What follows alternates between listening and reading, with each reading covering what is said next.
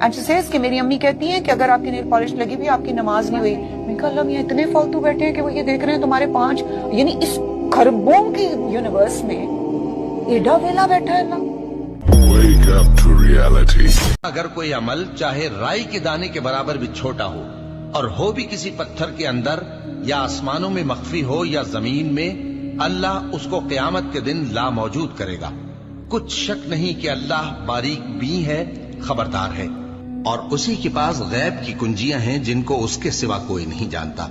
اور اسے جنگلوں اور دریاؤں کی سب چیزوں کا علم ہے، اور کوئی پتا نہیں جھڑتا مگر وہ اس کو جانتا ہے،